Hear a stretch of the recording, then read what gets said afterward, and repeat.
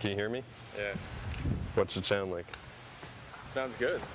Can you see anything? Where's the mic?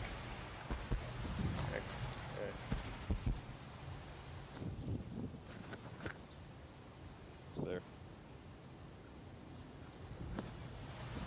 Okay. All right, we good? Okay. Good. What are we going to say if I get busted with a camera? We're going to say that you're a foreign exchange student. No, we'll say that we're making a video for my father's birthday and we wanted to surprise him. Nina, where'd I go? Okay, here goes red. No, she can't do that. I can go out, don't you? I'd say take a position. Yellow is dead on red. Red is not dead on yellow, so I can come. Hey, Dad, how you doing? You may not film this. Would you feel uncomfortable? Yes, you may not do it. Just go play golf. Go on. Play golf? Just go play golf. You cannot film this. I'm serious. Somebody here. Yes, this is my son, Jamie. Hello, good to see you. Jamie Johnson, that's my dad. Am I a violation of the dress code? As long as it's white, you're fine. Well, this is so exciting. You know, I don't think I've ever seen people playing croquet in all white before. Well, what do you mean? That is the uniform.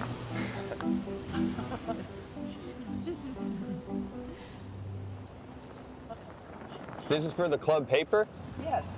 Great. You look like a gangster. Take your glasses off. Hey, can you get closer? Well, I'm going to do my best.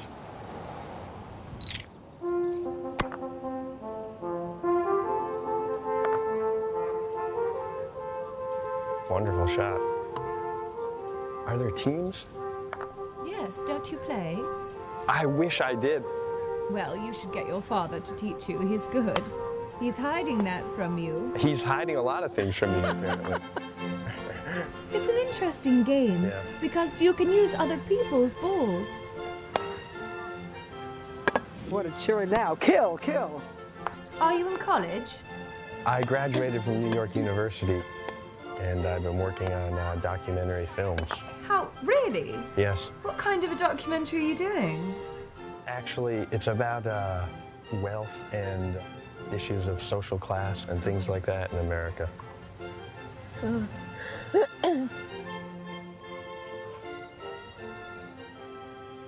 You cannot film this. I'm serious. All right, I think you're being unreasonable. I think it could be interesting. Go home.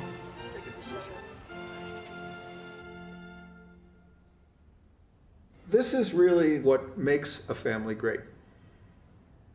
The center of a family, what I see is a white, beautiful sphere of pulsing energy, inside of which all of you sit. And you're all atoms growing energetically, helped by each other.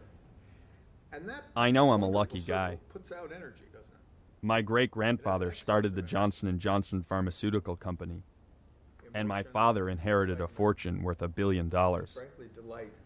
People of this character are in that first circle. Every year, my family meets with an advisor to discuss our finances, The barn, that when you're looking for and he a usually trustee, says you're the looking same for people thing. to be in that first We circle. keep getting richer. And frankly, if they are in that first circle, the In protectors fact, need to- our family's fortune is growing faster than ever. We're part of a small number of American families that own most of the country's wealth. Having so much in the hands of so few can't be good for America. family of all of you grows. It's a problem I've asked my father about before, but he has no patience for it. I can't tell you how, how to solve these problems. Don't reach for that shit. I gotta go. I gotta go. We're not done. We're done. Dad, just wait. I have more questions. I'm not an expert on these issues. What do you want from me? It's obvious that my dad doesn't want to talk to me, and I think I know why. When he was my age, my father made a movie about poverty in Africa. I know his family severely reprimanded him for making his film, and that's probably why he's so reluctant to participate in mine. For them, shining a light on the extreme gap between rich and poor hit too close to home. The wealth gap is hard for rich people to acknowledge anywhere in the world, especially when it's in their own backyard. Today in America, the disparity between the haves and have-nots is worse than it's ever been. Now the top 1% of Americans, like my family and me, own roughly 40% of the country's wealth, and we share an aggregate net worth that is greater than the net worth of the bottom 90% of individuals combined. Even though the last 28 years have brought America the largest economic boom in the history of finance, most of the rewards have gone to those who were already at the top of the ladder, and they still do. Average members of the 1% now earn over $1 million a year, while a majority of Americans earn close to $35,000, which is what the average CEO earns for less than 1 day of work.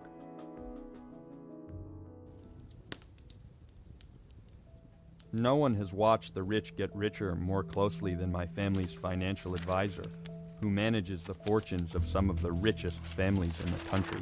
Jamie, I'm not against you making the movie. The movie is fine for you to make. It's good for you to have something to do with your life, and it's a good project, but you don't know what the hell you're talking about. You have no idea the scope of and the impact of what you're saying is. And before you know it, it has had unintended consequences which you can't even imagine. And it becomes bigger than you ever thought, and it's taken forever to get to where we are. You don't need to go blowing up the apple cart, you know? It's crazy. I hate to see you doing this to yourself. What about the facts and figures, though? I mean, what about the data? You're making a fool's argument, and it depresses me to see you doing it.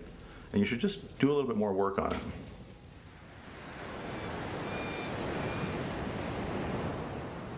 I don't think Brian does really want me to do more work. When I asked him for the names of other clients I could talk to, he refused to give them to me. So without his support, I'm using my family name to enroll in one of the most exclusive wealth conferences in America, where the wealthy go to discuss strategies for keeping their fortunes growing. The average net worth of the families that attend our conference is confidential, but it's a pretty large number. There are multi-billion-dollar families represented, a number of them as a matter of fact, according to Forbes magazine. We don't ask for financial statements, of course, when people register, but we do query them to make sure that they are a sophisticated, qualified family in order to attend.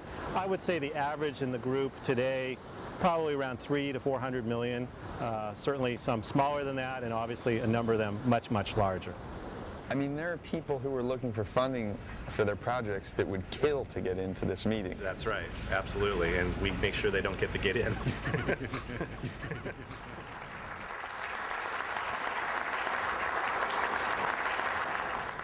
My goal as I get older for the families I serve, the few that I'm still consulting to, is to see if I can help them get to their 5th generations in good shape and go on from there.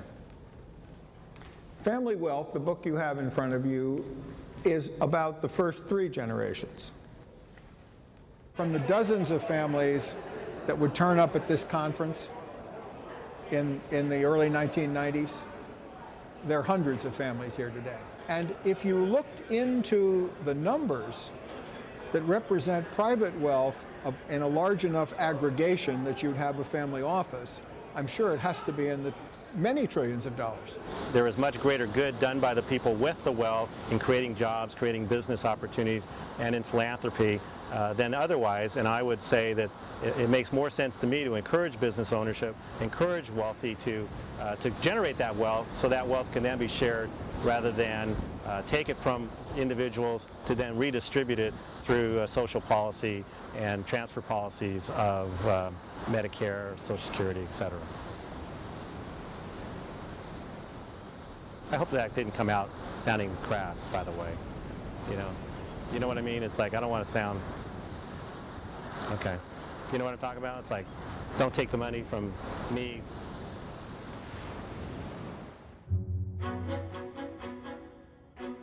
In the early 80s, the American economy was rebuilt around the interests of big business and wealthy individuals, with the idea that their success would eventually benefit everybody. This trickle-down policy was the brainchild of the economist Milton Friedman, who got a Nobel Prize for it in 1976, and now his ideas are more popular than ever. Please be seated. Thank you all very much. It's an honor for me to be here to pay tribute to a hero of freedom, Milton Friedman. He has used a brilliant mind to advance a moral vision. I've studied, the basics of your theories, and I've read about you in high school economics textbooks. Now tell me something. You say you've read some of my work. Have you in fact read Capitalism and Freedom? Well, in school, you're assigned readings, you know what I mean, and then they Xerox it. Okay, let me go back again. I'm just trying to see how much of a faker you are. Okay. Since the 70s, the gap between the rich and poor has been growing. But what's happened to the level of income of the poor? It's risen, but in comparison to the top of course. percent, very, very minimal. But would it be better if it hadn't risen at all?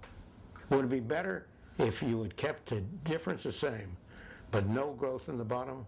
Well, if we curtailed growth at the top, you'll kill the growth at the bottom. Look, the engine that leads to the miracles that we've seen, that enables you to have a television camera like that, that engine is ambition and drive to become wealthy.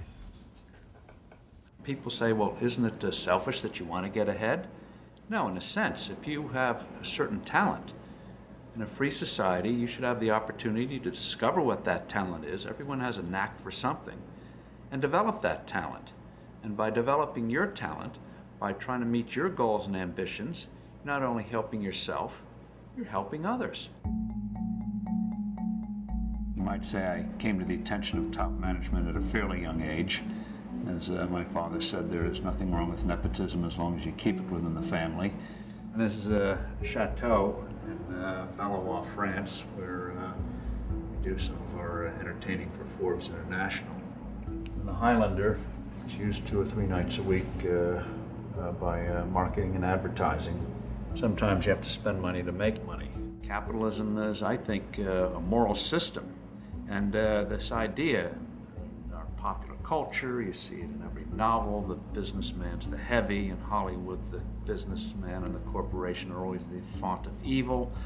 But in the real world, even if you have an unpleasant personality, even if you're the kind of person that make babies cry, and you're just out for yourself, you're not going to make it unless you're doing something for other people. And given all the flaws of human nature, the system has worked. Everybody has a sinful view of making money. Our stores that made the most money had the happiest customers and best co-workers. They were always the most motivated. And there's a relationship between profits and those things. It's not a sin to make money. The first store was this lunchroom. Imagine a line straight back. And they see that extra part back there? That wasn't there. This window wasn't here. It's from here back to that wall and over. It was about 100 square feet. You with me? Here to here, here to here to here. And then have a sliding window here. You couldn't let the customers in, right? Because there wasn't enough room, so everybody had to wait outside. The Xerox machine was there, and they sold these notebooks. First day in business, some guy who was for Kurdistan, cool country, I love it. Before I opened up, in the middle of the night, like at 9 o'clock, he gave me a $50 job. So I've loved the Kurdish people ever since. It was called Kinko's because of my nickname, because I had this kinky hair. And if you think of it, the first thing a baby learns is goo goo gaga. And you think of good businesses like Kodak, Xerox, Google. People remember strong consonants. That's why Kinko's was a good name. But really, I had this big curly hair, and before being called Kinko, I was pube head. So I thought Kinko's was better than Pubos. Do you want to make hundreds of millions of dollars on top of what you already have? Yeah. Yes, hell yes. Yeah, I want to make a hell of a lot more. Can you tell me about that? Well, one day I'd like to go to the moon and look at the planet Earth and say, that's part of my portfolio. It sounds ridiculous, but Paul and a few people like him really do own the world's portfolio. And when you start to look around, the disparity is hard to miss. You know, you hear them get up there all the time, land of opportunity, you know, all this shit. That's in their head. They must don't ride through the same neighborhoods I ride through. They must don't go through the same towns I go through. They must don't visit and see the same people I visit on a daily basis.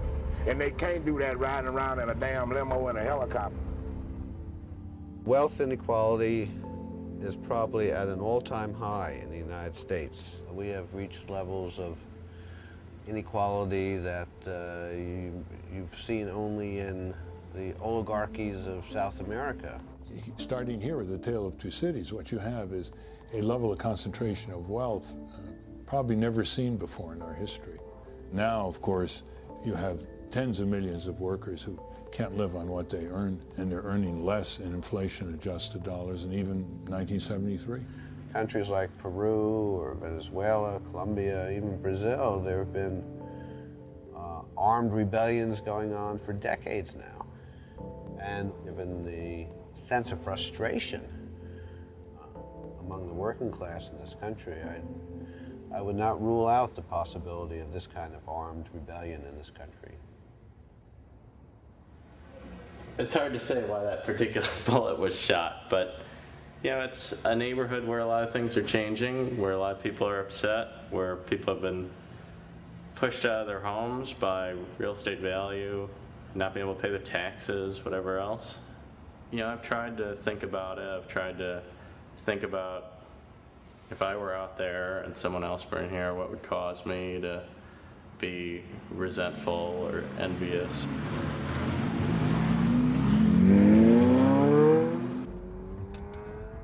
The south side of Chicago is one of the poorest inner-city communities in America. But now rich people are moving in and creating some serious changes in the neighborhood. Mr. Pants? Hey, Mr. Pants. Come on in, Mr. Pants. Pants. Mr. Pants is my second kitten. I had a kitten growing up, and when I went to get King, my first Mr. Pants, my father told me, you don't have to buy the first kitten you see. Well, I walked in, he kind of came over and purred, and I was like, oh, I want that one, you know. First kitten I saw, I bought it. Well, buying a condo was kind of similar. I walked into this room and I said, wow, you know, I've been in a lot of the coolest houses in Chicago. I've never seen a room like this. Let's get this condo. So I got with my dad and we talked about it. And I said, wow, I gotta like run to an ATM and get the deposit and whatever. I was just freaked out about it. 30 days later, I owned the place. And I haven't regretted the transaction since. It's a very thought-provoking place. You see the train go by and you're reminded that there are other places in the country other than Chicago.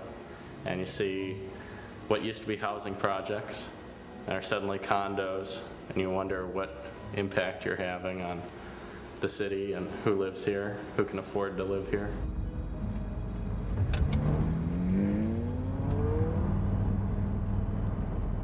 It wouldn't be such a big deal if the change weren't so drastic. So these buildings used to be public housing. Now they're being taken condo. Sure, you put in new windows and you spruce the place up a little, but the fact is that someone who is using the public housing system lost his home for each one of these units that's being created.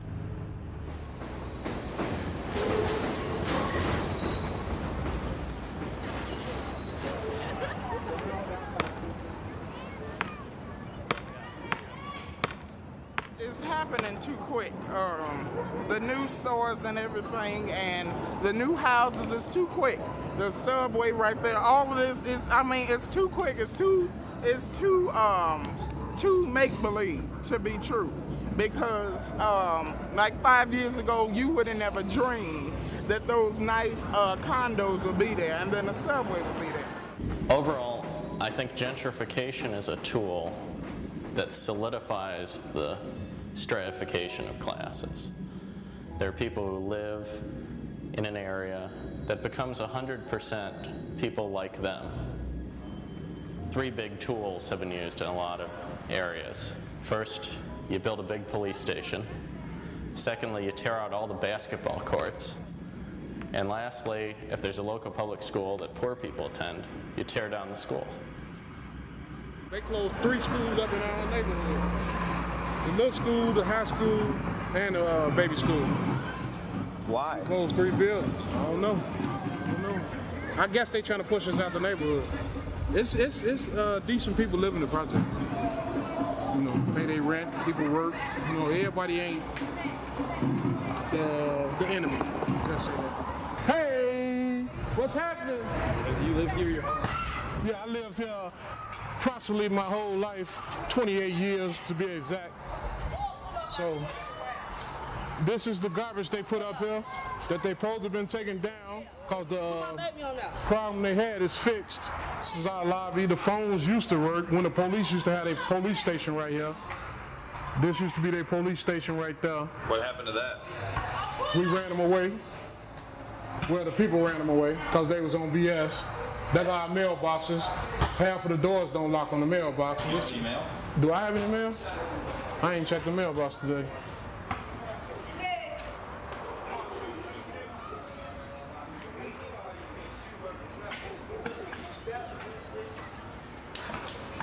No, oh, I got a bill. Yep, I got a bill from Tribune that I'll never get the newspaper if they send it to me.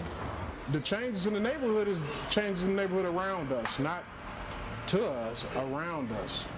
We got 1.5 schools in our neighborhood. 35, 40 kids in one classroom with one teacher. He can't teach everybody all, you know, he needs some help. So that's why all the kids, when they go in class, if they ain't getting no attention, they gonna run away. This land is worth more than what the niggas over here can give them. So what can you do with them? Displace them, and the ones that you don't want over here, you get rid of them. You get rid of them. You know, and what you use as an excuse, use the drug dealers, use the cocaine house. You know what I'm saying? Cocaine dealers. You know what I'm saying? You use the people that's over here doing nonsense to try to get rid of nonsense. We grew up as a family. You know, one building to the next building to the next building. You know, you can sit up here and talk all you want to, but yet still, we love our kids. This is my son. Come here. This is my son. Do you feel like your kids have an opportunity to get rich in this country? Hell no. Hell no. They ain't no rappers. My kids ain't gonna be rappers. They ain't gonna be rich. It's easier to just cleanse the earth of these people, send them to the far reaches of the universe, and the mayor's office will build a big police station, build a bunch of townhouses, the yuppies will buy in and bougify it, and suddenly we'll have a community. Yeah, there'll be a bunch of people displaced. Yeah, there'll be a bunch of crime problems, but it's easier. We found the easy solution. Charles Darwin did not invent the term survival of the fittest. That was Herbert Spencer, a social Darwinist who thought that if we just allowed the rich to get richer, that was good for society because we want to discourage the poor from having a lot of children and basically surviving. That kind of social Darwinist notion has stayed alive in certain quarters, and I believe that it is there behind much of the economic policies we are now seeing. Look, there never in history been a time when the ordinary people of this world, and particularly in the rich nations like the United States, Britain, and Europe, never been a time when the ordinary people have had the level of income and living that they now do. But what about the tens of thousands of people whose lives were affected by the decision? You can't make an omelet without breaking eggs. You have a system which is overwhelmingly yielding good results. But there's no question that it's not perfect, and there are cases and people will get hurt, but that's true of any system. Doesn't it make you nervous when you see so many powerful and extremely wealthy individuals sitting there directly influencing those politicians when we're in a democracy? They're not influencing anything. They're playing a role in the political system, but Congress is ultimately going to be influenced by public opinion, by what the public wants. The public will get what the public wants. A few months ago, I told the American people I did not trade arms for hostages. My heart and my best intentions still tell me that's true, but the facts and the evidence tell me it is not. In the 1980s, the U.S. government illegally sold weapons to Iran and used the money to support Nicaraguan rebels in what turned out to be the Iran-Contra scandal. At the center of the deal was one billionaire who had unfettered access to the secret workings of the U.S. government.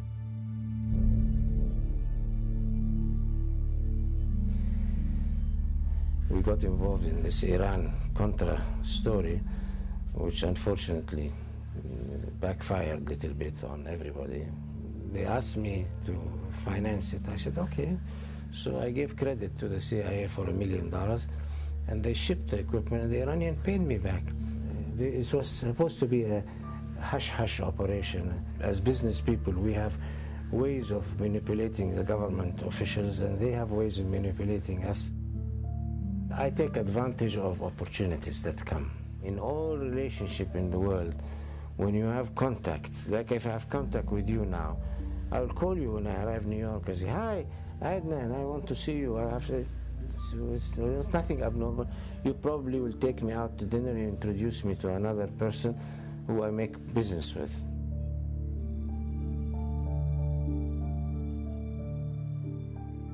You would say you're not an arms dealer and you never were? No. The truth is, if you investigate through the records and so on, you find out we never dealt in arms. It was just a title given to us by the press. But when you helped connect the United States government and the Saudi government over sales of weapons, what would you call that? Marketing. I worked with the British on the Lightning program. I worked with Raytheon on the missiles. I worked with Northrop on the F-5. But this is normal business. This is the whole life around the free system is like that. It's been the case for the last 25 years in the United States that the amount of money flowing into the system for political contributions has been a major shaper of who gets what within the economy, because they always want something, whether it's a tax change or it's a change in regulation or it's a subsidy or what have you. And as a result, there are a number of studies that show the people giving the money have often had the greatest benefit in terms of what happened to their stock price or their own personal fortune. Meet the kings of sugar, Pepe and his brother Alfonso Fanjul of Palm Beach, Florida. Critics estimate these plantation owners make an extra $65 million a year off the sugar program in American consumers. The government puts the total cost to consumers at least $1.4 billion a year. The Fanjuls. There is no story of the Fanjuls. If you're got me up this morning to talk about the Fanjuls, and we're making an issue of the Fanjuls as such, we could get it over with in a hurry. In that fatal moment in the Oval Office, when Bill Clinton was confronting Monica and telling her it was over, he's interrupted with a call from, it turns out, Alfie Fanjul. Alfie Fanjul was very concerned that Al Gore had made a speech the day before saying that sugar companies were going to have to pay for the cleanup of the Everglades. So while Monica sat there in her tears, Bill Clinton spent 22 minutes on the phone reassuring Alfie Fanjul that everything was okay, that they would be true and blue, and even that Al Gore guy, he's just saying that to get elected. Keep giving us money so Al can be president.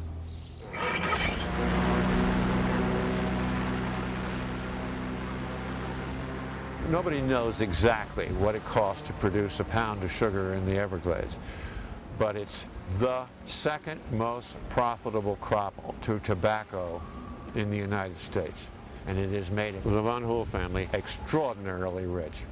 The incredible thing is that for every pound of sugar grown in the Everglades, and we're talking about hundreds of millions of tons, the American taxpayer guarantees a price of 22 cents a pound, way above the world price of 7 cents a pound.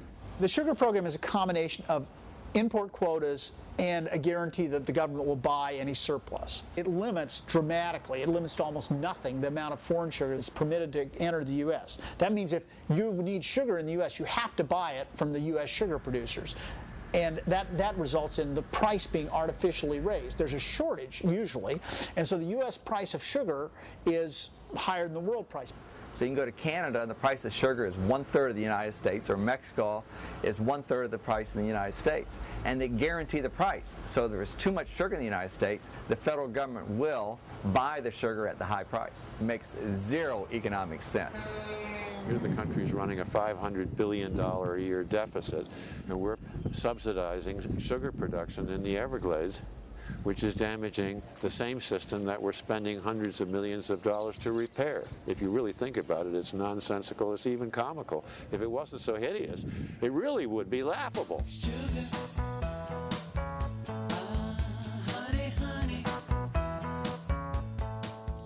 The Van Hool family makes hundreds of millions of dollars, become very wealthy because of a government program. And there's no reason why the federal government should create a program to make the Van Hools richer. We're in effect subsidizing the Van Hools and hurting the American public buying products that have sugar in it. One was the Republican, one was the Democrat. Alfie Van Hool was the single largest contributor in Florida to the Clinton campaign, and his brother was the largest contributor to the Republican Bob Dole campaign. They had it covered either way. What we're talking about is somewhere over $400,000 to various people in contributions to the Republican National Committee. They are putting down, in most of these cases, their occupation is with the Florida Crystals Corporation. That's the Sugar Corporation. Yeah. Well, that's them. Money doesn't decide every issue in politics, but most issues it plays a major part in. And if you're going to try to understand politics and why things happen the way they do in Washington, you have to, as they say, follow the money. That's an industry. How democratic is that? It ain't. It is called free enterprise. It is free enterprise.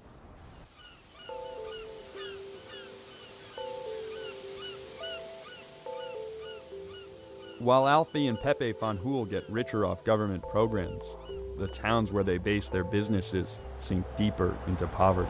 Well, this city of Belgrade is a labor community because we have a lot of agriculture in the area. Sugarcane being the largest, and it has a vast majority of ethnic backgrounds, or what's that word I'm looking for? Ethnicity.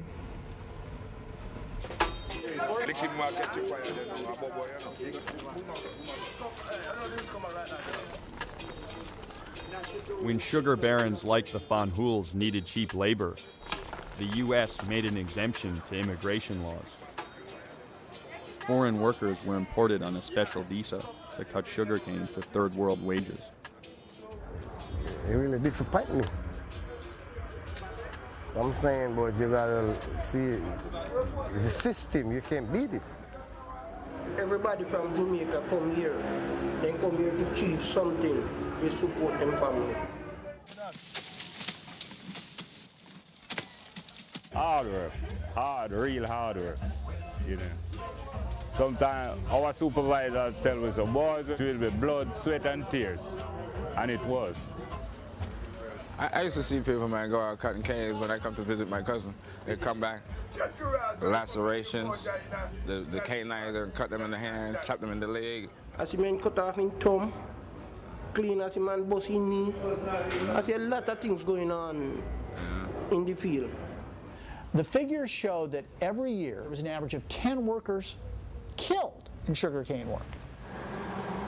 when the government came down as part of their review of the Sugar Act to see that the workers were being paid properly, it found massive minimum wage violations throughout the sugar industry. This, we believe, cost the workers probably, certainly millions of dollars a year, maybe as much as $10 million a year. There's a lot of time we know that we was short pay or, you know, are doing some work for a lot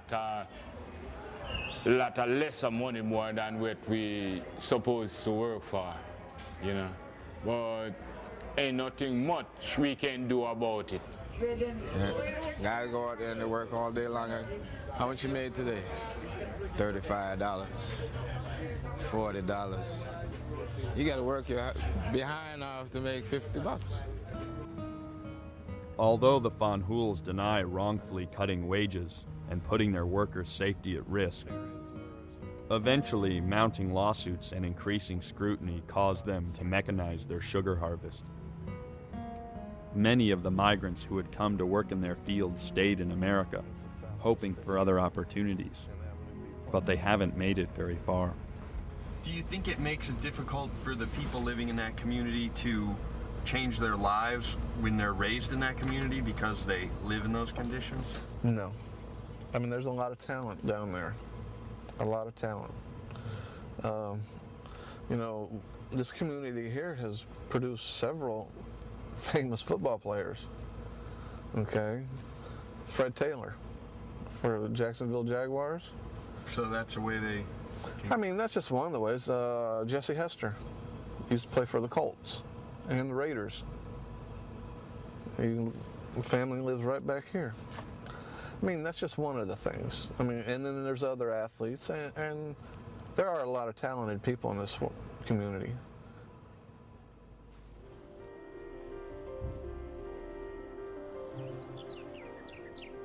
It's hard to believe that just a few miles down the road from Belle Glade is one of the richest towns in America, Palm Beach. The contrast between the two communities is astounding. But most rich people have come to accept the blatant inequality as a way of life in our country. I know my father is different. He struggles with it. Yet every time I turn the camera on, his instinct is to keep quiet. We're in the middle of the meeting, you come in with the camera. We don't want to talk on camera about what we're doing. Well, I just think, you know, if we're secretive... Secretive about what? About wealth, about the American aristocracy. Well, it's written up in every paper twice a year. They tell you with a nickel how much you're worth. What's the secret? Why can't I be secretive? Every man's house is his castle in this country. There's nothing wrong with shedding light on that and revealing it, and then hopefully it corrects itself. Well, I want you to be careful, and I mean that. It's you know, your personal family. Well, you made your movie, and now you don't want to talk? Jamie, what is so dark here? What do you think is going on? What are you talking about? Take this camera and your film and do another person or another family. It's not going to happen here. It's frustrating, because I know when my dad was my age, he had something to say about social inequality. And I think the subject is so complicated for him that now he chooses to avoid it at all costs. But for some rich people I talk to, inequality is easy to understand. It's preordained. If you inherit money, then you feel, why did I get all this and somebody else is poor? Well, God had a reason for that. God's never going to give you anything that you can't handle. People mistake the Bible as something that you put on the shelf after Sunday, but it is a guideline that you run your business by, you run your family by, and you run your life by, and you will succeed. We have about $260 million in sales, and we have 1,150 employees. We're in the top 30 private landowners in the United States, and we're the largest private landowner in Louisiana. See the TV set? Yeah. They're all around the plant, and that shows each worker how they're doing real time. It's like the proverb, don't muzzle an ox while it's treading. And what that means is keep everybody happy, and they will do a lot better job. We have a plasma TV in the lunchroom so that we can communicate better with the employees. You might have seen some scripture up there. Is that from the Bible? Yeah, Marketplace Ministries is a company chaplain service that we offer free to our employees.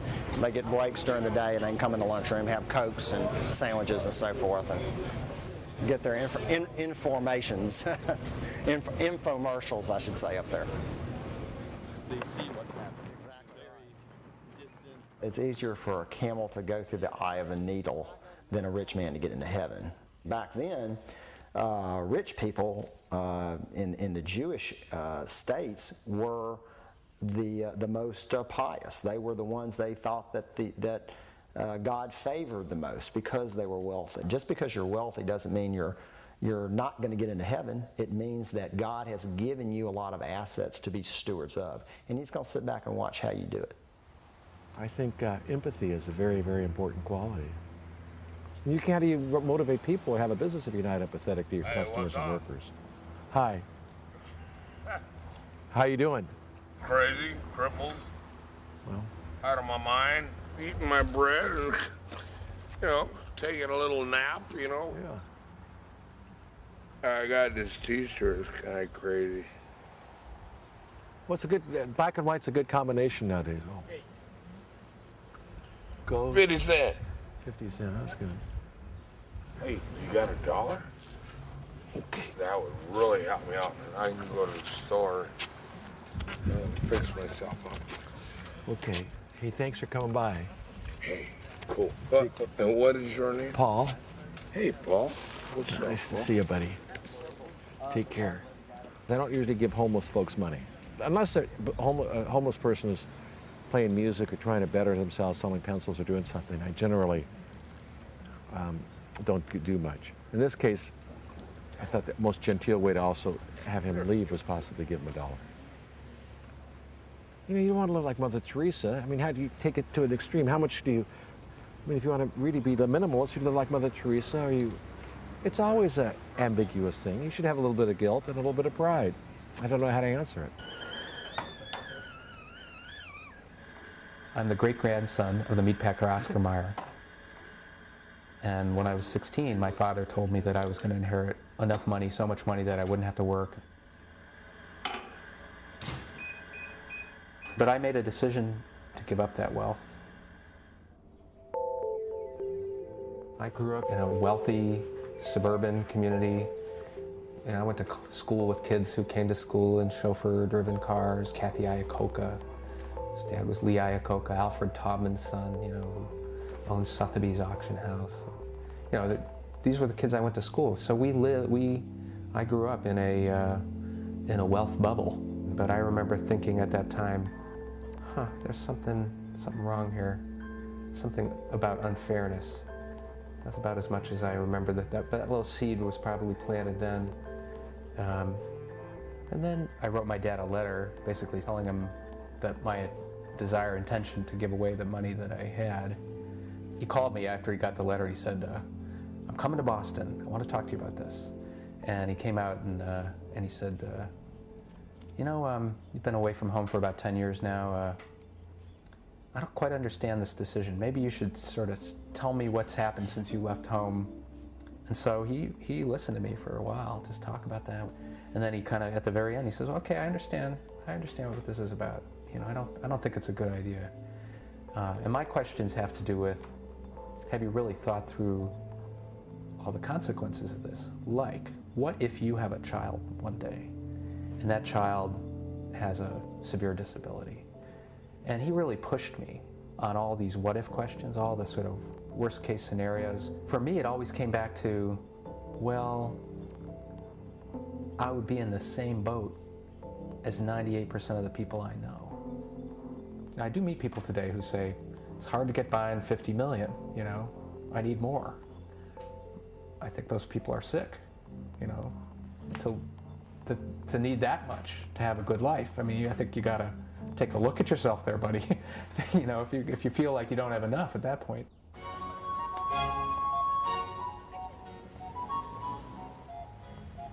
I'm in Los Angeles and I'm staying at the Beverly Wilshire. People ask me why I stay at the Beverly Wilshire rather than other more trendy hotels. And my answer, I think it's an important point of distinction, is that I'm really not interested in being cool, I'm interested in being served. I'm from Italy, and in Italy I possess money, but also notoriety.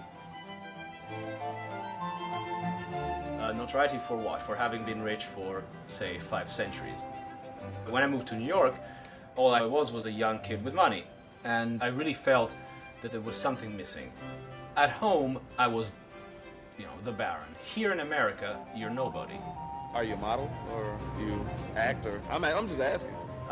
No, I don't do anything. Actually, that's the point of the whole documentary. I'm just like a rich dude in Rodeo Drive, and the fact that I don't do shit, you know, that's. Here, there's no monarchy that can knight you and say you're a baron now, but there is the media. And so what I did was I hired a publicist and started doing events and red carpets. All of a sudden you are a baron in a different way, but in a contemporary way. Today I'm in Los Angeles for some meetings with some production companies and networks for possibly a reality show, which would be featuring me.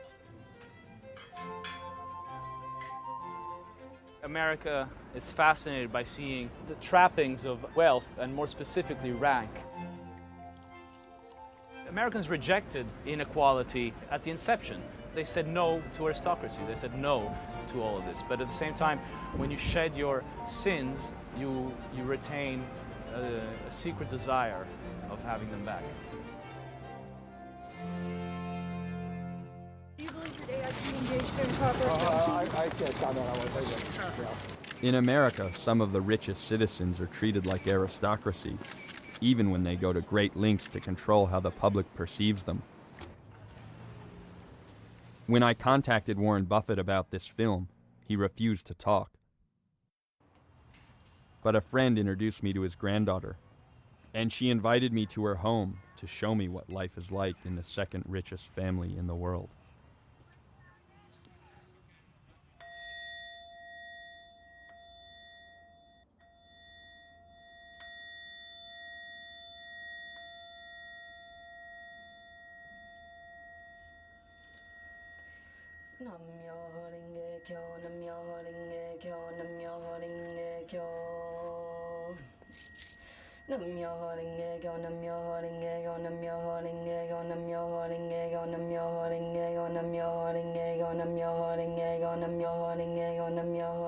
I think when we can really let go of excessive stuff and the need to, you know, kind of have excessive stuff is a real,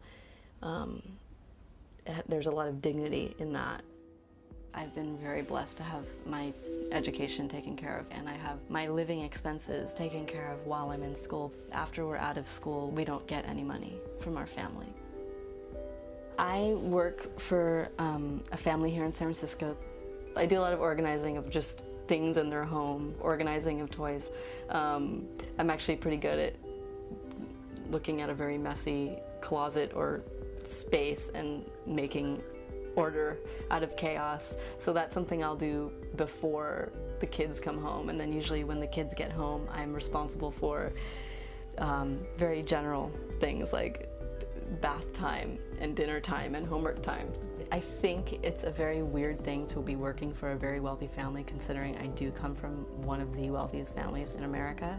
And I feel that the family I work for feels a bit of humor around the fact that I am from one of the wealthiest families, a wealthier family than I believe they are. I don't want to make any assumptions, but I think that might be the case. And I think we all kind of find it odd and also just wild and a little bit funny that that's the case.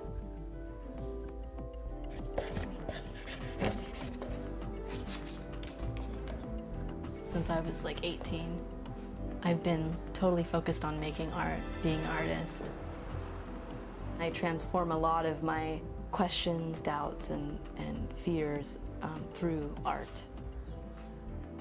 I feel very fulfilled. I feel really happy in my life. I feel like I have more than what I need, and definitely what I need. How do you feel like your grandfather would react if he saw you in this video?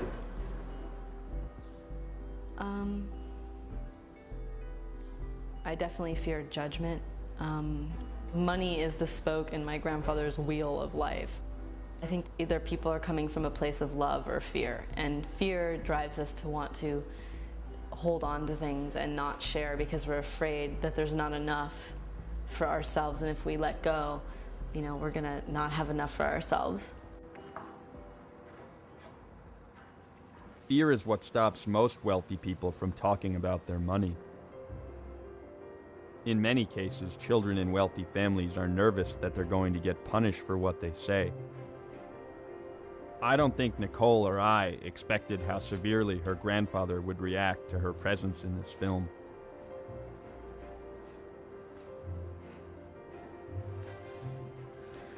But after the shoot in her studio, she received a letter from him that surprised us all. So, did you read that first opening line? No, do you want to? I read, "Dear Grandpa, I guess In the letter, he states that their relationship is over and that she is no longer a member of their family. The rest of my family adopted you as a niece or a cousin. Because I was in this film, you know, it has made Grandpa, you know, upset to the extent that now he's going to say I'm not his real granddaughter."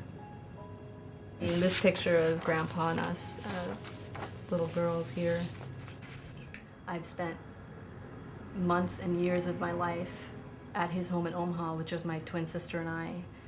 In spring break, we would go and visit him, and we would stay in his home, and it was just us, and we spent so much time bonding as his grandchildren. Money is a part of life. You have to make money to live. And so, but I think that when that element of necessity is taken to an extreme, there's an imbalance there. And with that monetary imbalance comes an emotional imbalance.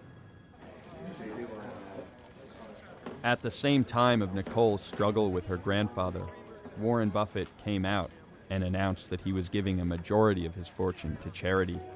I asked Nicole how she felt as the world celebrated his generosity. I feel that who my grandfather is publicly, as a public figure, and who my grandfather, Warren Buffett, is as a grandfather, as a father, as a brother, as a son, are two completely different things. Warren Buffett's reaction to the film ended up in the newspaper. My family started to get nervous, and they called me in for a meeting with my father and his financial advisor. Jamie, I don't agree with the thesis of your movie. I don't respect the way in which you documented it. I don't know that you're right. I mean, I think this movie's taking a good direction. I think so far I've learned a lot, and I think if anything what I've seen suggests that some of my original thoughts about it were on the right track. And I don't understand why your resistance would be so severe. I mean, if it's not a threatening thing, then why are you reacting this way? No, Jamie, I'm not freaked out by the project. I'm disappointed in what you've conspired to do with it. Jim, you think Brian's right?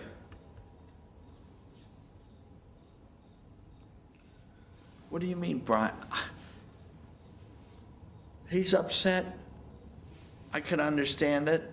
I'm not sure whether he's right or wrong, but I feel like this movie is a good idea, and I feel like I've got to go forward with it either way. I can't take any more. It's too much for me.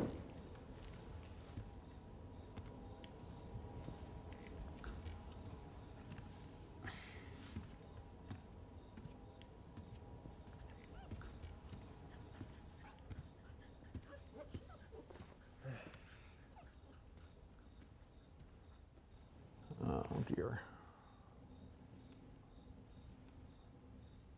Well, Brian, I don't understand why. I'm human. I get pissed off when you say, okay, fine, I'll go do my homework, and you don't. I don't need it. It's a pain in the ass. You're behaving like a little arrogant trustafarian. You know, come on, give me a break. I'm not surprised that Brian is upset with this movie. His job is to ensure that members of the 1% keep getting richer. And for him, the growing wealth gap is an indication that he and people like him are doing their jobs. But not all rich people see the growing wealth gap as a good sign. For some, it's a problem that needs to be reversed. People who have been enabled to accumulate very, very large wealth have an indebtedness to society for having made that possible. They live in a place which generates individual wealth. The creation of the microprocessor, the human genome research, the internet, none of those things would exist but for the $90 billion that the federal government spends every year on basic research. People don't really see the role that the use of tax dollars plays in making our economy so vibrant. Hold on. What if we had a slightly more aggressive tax system and supported the bottom? You would have less growth, and the bottom would be poorer. Would in the end up worse off. You would do harm, not good. Look, people don't pay those high taxes. They find ways of getting around it.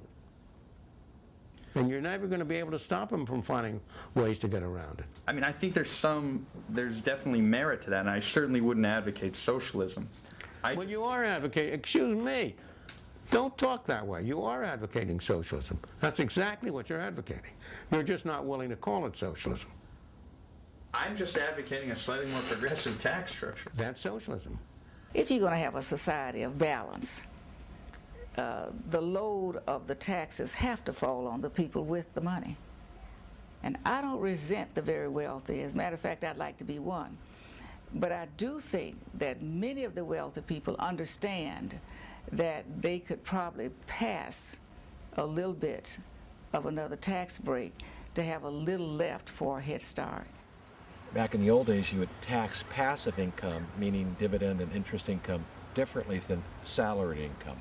Right now, a guy making money from dividends pays 15% tax, but a soldier over in Iraq pays 40% tax, 30% income tax. Imagine the idea of a worker going to a foundry every day, heat, dust, working.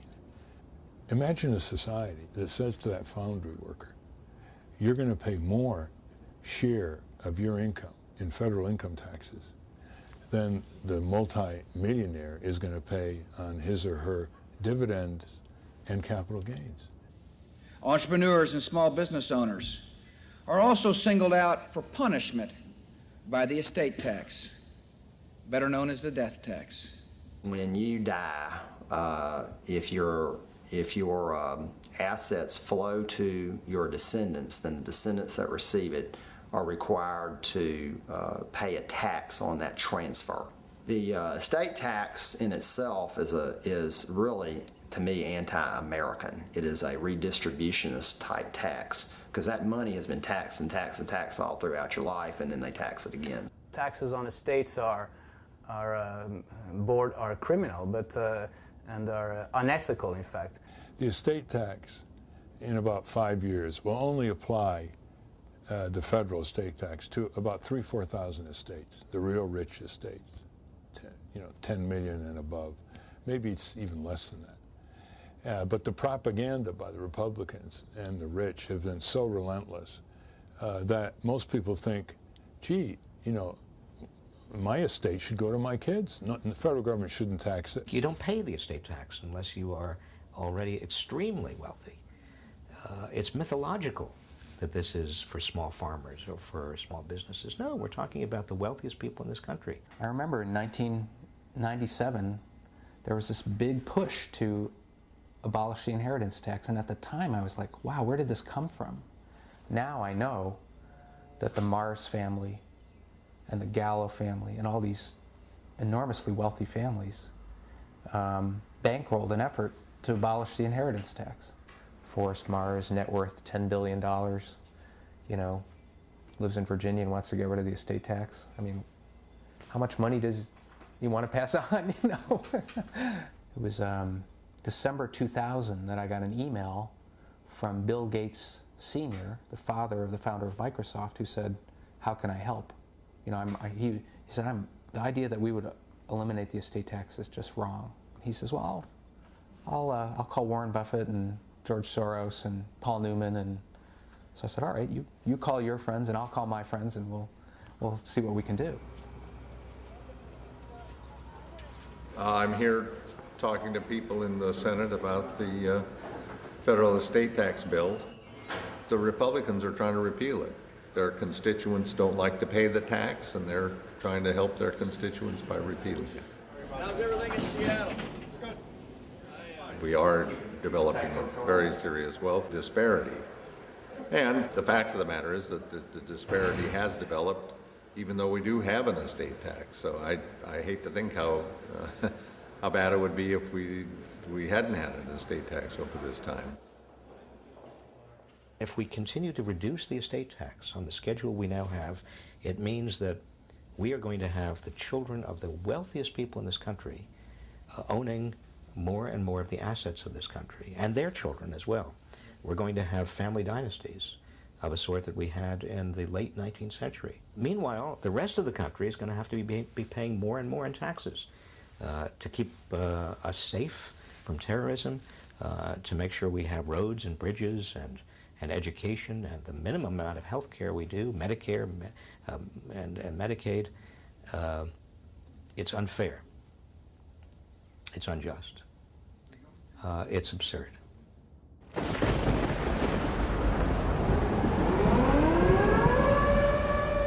In late August of 2005, Hurricane Katrina hit the Gulf Coast of the United States. I want every American to know that their government is doing everything it can to help get relief to those in need as quickly as possible.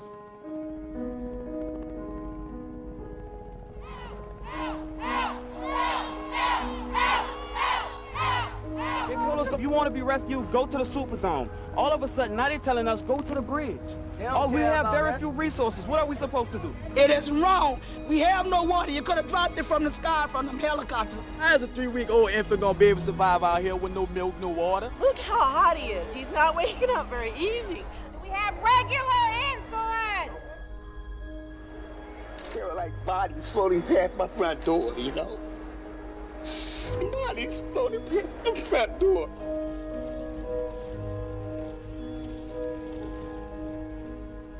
Americans are generous to each other, and I just hope that what the world is seeing is that even though we've been hit with something that is unlike anything that we've been hit with before, the generosity of this country and the caring of Americans for Americans is, I think, what is coming through. For 5 days, tens of thousands of people waited for help from a government that had seemingly forgotten them. When the president finally did show up, he didn't seem too worried about those most in need. Out of the rubbles of Trent Lott's house, his had lost his entire house, there's going to be a fantastic house, and I'm looking forward to sitting on the porch. While the president enthusiastically planned his future visits to Trent Lott's beach house, thousands of people waited outside the Superdome for food and water. Within a few days of the disaster, people already living on the edge of poverty were pushed to increasingly desperate measures to survive. Hey, drop! Hey, drop!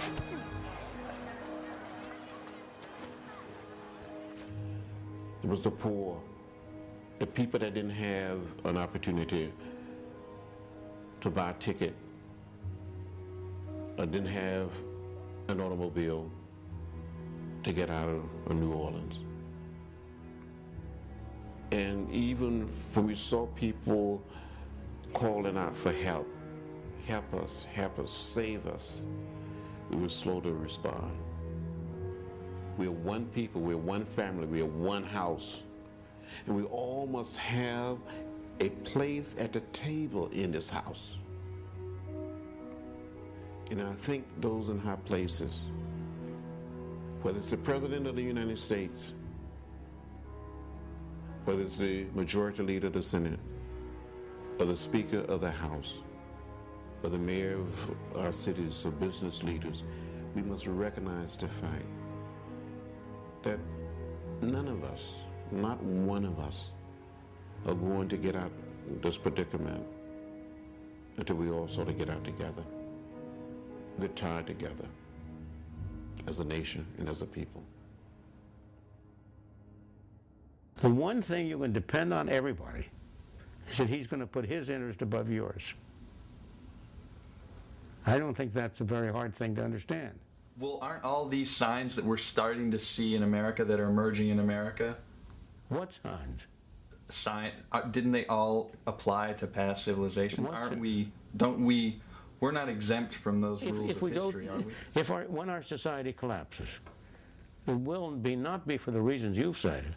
It will be because our government has grown too big, because we have not held government down to size. I'm nervous that because we're not asking the right questions, because we're not willing to curtail our rapid growth, because I think it's time for you to get out of here. We're at the stage now where the gap between the rich and poor is growing. You've exhausted my patience. I have. There is no equality in life. Forget about it.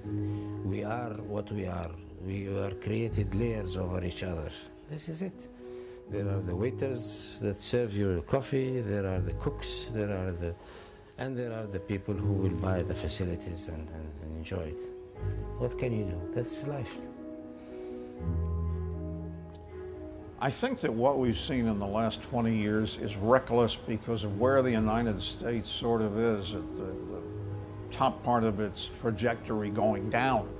We use too much oil. We make too much money out of finance. There's too much debt. There's a recklessness about resources, a recklessness about borrowing, a sense that it's always going to be up, and away for the United States that serious study just doesn't support. America has been blessed because of its Judeo-Christian background, its alliance to the Ten Commandments, and its laws were based upon that. And that's why it's been blessed. If it gets away from that, it will fail. In the progressive era, in the first decades of the 20th century, we had a huge gap in income and wealth between people at the top and people at the bottom and the working class. Our cities were festering. The rich were capturing more and more power and wealth. But what did we do as a society? We didn't have a revolution. We didn't turn to socialism or communism or fascism. We reformed ourselves. The progressive era was an era of reform. We adopted a graduated progressive income tax. We regulated corporations. We busted up the big trusts, the big monopolies. We made jobs safer. We provided eventually, by the 1930s, unemployment insurance and also old age insurance called Social Security. We, in other words, did not embrace socialism. We embraced reform. The whole history of mankind is that similar to geology. The center of the earth is all molten lava. And there's only a thin layer on earth you can live on, 3-4 miles. And there's so much down there that's all hot, hot, hot. And that thin layer is the difference between rich and poor. You need incentives in society so rich achieve things, but the whole history of mankind is that the lava overflows and kicks their ass. I think there are more and more really wealthy people, still small in number, who are basically saying we cannot continue this devastation of the lives and hopes and rights of tens of millions of our fellow Americans. That it's not smart from our point of view. They're multi-billionaires, but they're beginning to be fearful of the future. My great-grandfather started the Johnson & Johnson pharmaceutical company. Okay, Johnson & Johnson. Big money. Yeah. Old money. Old crooked money. And that money that come out of them moonshiners and all. Look at it. There's some truth to that, man. I know it's true. The same way to get it and to forward. Man, see, the truth don't hurt. You know, I can tell you something, and you might think I'm an idiot. My family was one of the richest families in the world. but not with money. With love, kindness, tolerance, and patience. Qualities that's worth more than money, and you can't buy that. They taught me how to love people for who they are, not what I want them to be. See? They taught me how to get along with people. They taught me to treat people the way I want to be treated. They taught me to treat each person for who they are, not clump them together because we all different in our own way. That's the richness that I was brought up with.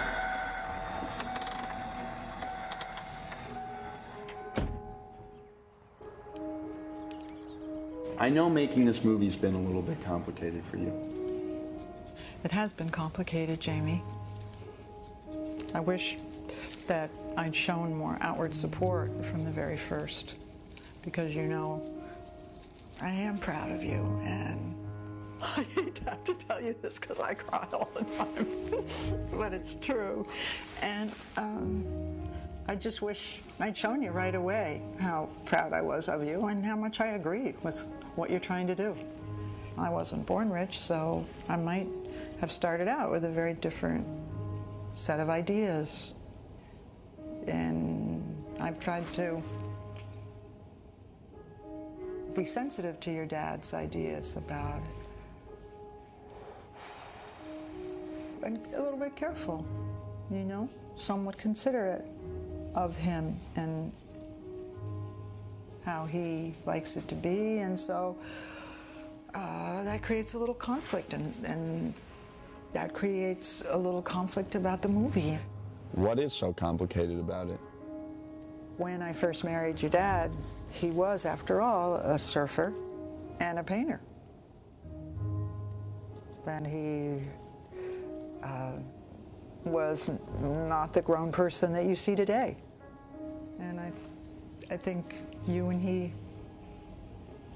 could spend time exploring that.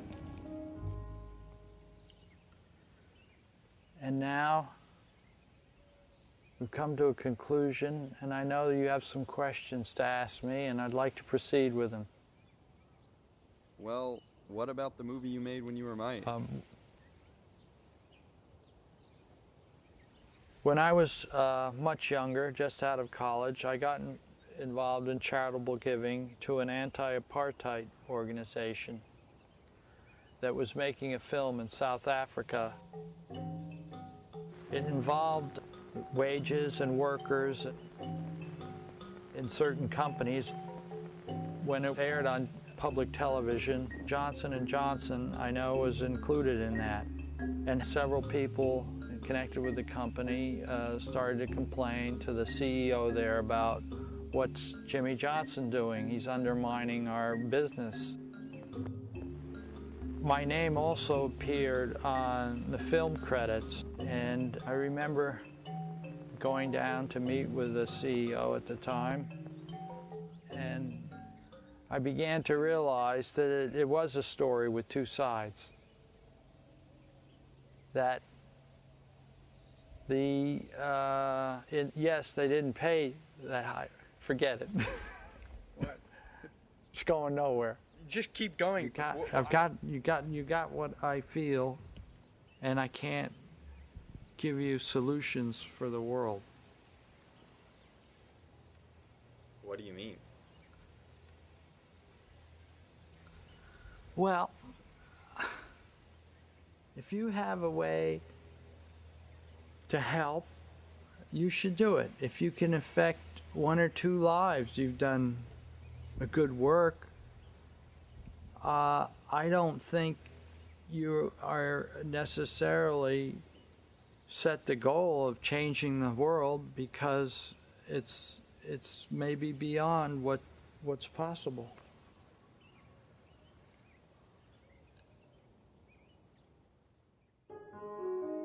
I'm proud of my father for making his movie. It's surprising it took him so long to tell me about it, but the scolding he got from the company clearly took a toll on him, and it explains why he hates talking about money. Unfortunately, many rich people feel the same way as the executives who confronted my father. Self-preservation has given rise to the growing wealth gap in America. And the bigger the gap gets, the more removed wealthy people get from the world around them. But if you're always hiding from the problem, you're never going to find any solutions.